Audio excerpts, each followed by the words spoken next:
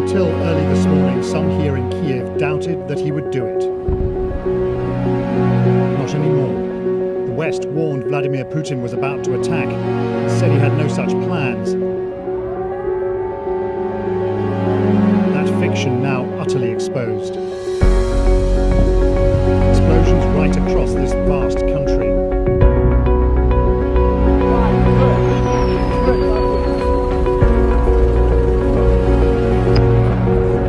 In Ivano-Frankivsk, in the far southwest, a missile struck an airport. Unverified images from Ukraine's northern and southern borders seem to show columns of Russian armor entering from Belarus and Crimea. Within hours, Russian tanks were reported to be on the streets of Ukraine's second-largest city, Kharkiv. Whatever Russia says, this attack will not be surgical. To the east of Kharkiv, emergency workers battle to control fires in residential buildings hit by rockets. The number of civilian casualties is rising. Mariupol in the south, another airport on fire. This country's civilian infrastructure is being heavily struck. There are no more flights in or out. A glance at the map shows a country under attack from east to west, north to south. Earlier, a snarling Russian leader said this was all in self-defense and warned Ukrainians to lay down their arms. We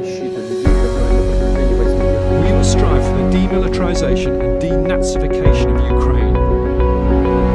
Russia cannot feel safe, develop and exist with a constant threat emanating from the territory of modern Ukraine. Kiev, Ukraine's embattled president, is now feared for his job. Putin started a war against Ukraine, against the more democratic world. He wants to destroy my country. He wants to destroy our country. Everything we've been building, what we live for. So far, all the signs are that this attack is working out exactly the way Western leaders have been warning for weeks. The country is being attacked in all directions. The fear now has to be that some of those Russian troops are heading here to the capital.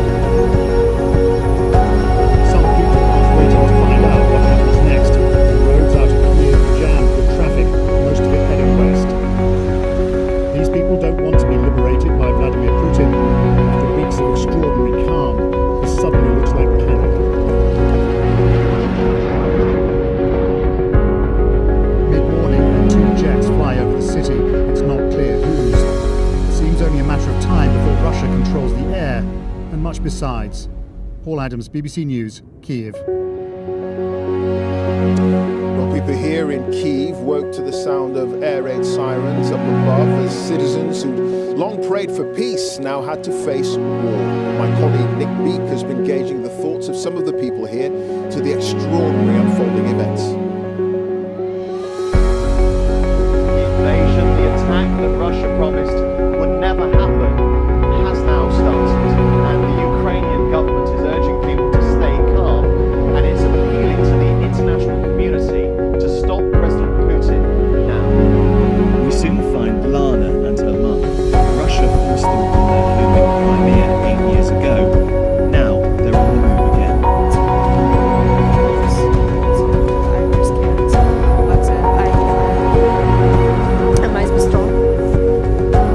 After the overnight attacks from the skies, many are taking refuge underground. This feels like one of the safest places in the city today, not just because there are lots of soldiers around, but because the metro is doubling up as a bomb shelter. And overnight families have come down here, they're trying to follow the news of what's happening, and they're trying to work out what to do next. 2-year-old Legor is still smiling, but his mum and dad are worried. 8 bombs. 8 bombs. 8 bombs. And what is the bomb? English. This is a war start.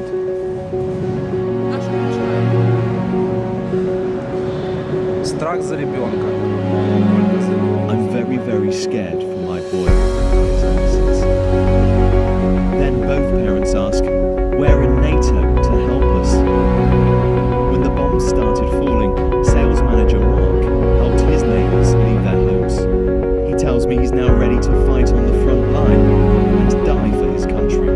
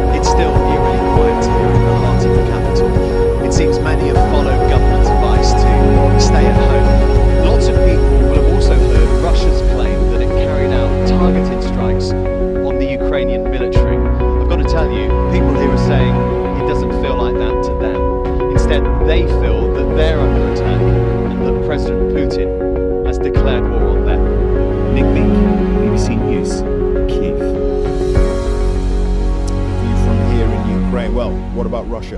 In an address on state television, Vladimir Putin claimed his country had been left no choice but to defend itself against what he suggested were threats from modern Ukraine, and that Moscow would try to what he called denazify this country. From Moscow, Steve Rosenberg. From the President of Russia, a fateful decision. Vladimir Putin said military operation. Really, the Kremlin was launching a full-scale invasion of Ukraine. Russian stocks plunged, the ruble hit an all-time low. Fears of conflict superseded by the shock of war and what may come next. I think that if Putin is not stopped now in Ukraine, this war would be the beginning of the Third World War. Vladimir Putin comes across now as a leader with almost messianic idea to force Ukraine back into Moscow's orbit, even if that means war. The public might think about that, doesn't come into it. He seems determined to achieve his goal. In the center of Moscow, we're against the war, she says, and we want the whole world to know that. But so far, few Russians have come out to protest. Maybe this is why. In Russia now, protests end like this. I'm so shocked. I just can't help crying. I think that most of Russians don't support this. It's horrible. And why don't they support it? Because it's not our war, it's for Putin, Biden, or anyone else, but not our nation. I think the Ukrainian soldiers would surrender, she says, and they should. It's terrible to be at war with Ukraine. This is not a conflict the Russian public wants. This is the Kremlin's war. Steve Rosenberg, BBC News, Moscow.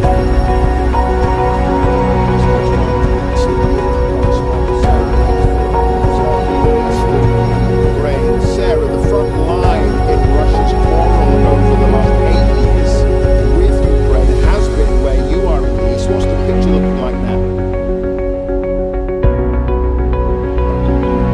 Line could be moving, that if Ukrainian forces have been battling pro-Russian, Russian-backed forces for the past 8 years and kept that line pretty much in place, now those militias are backed by the Russian army.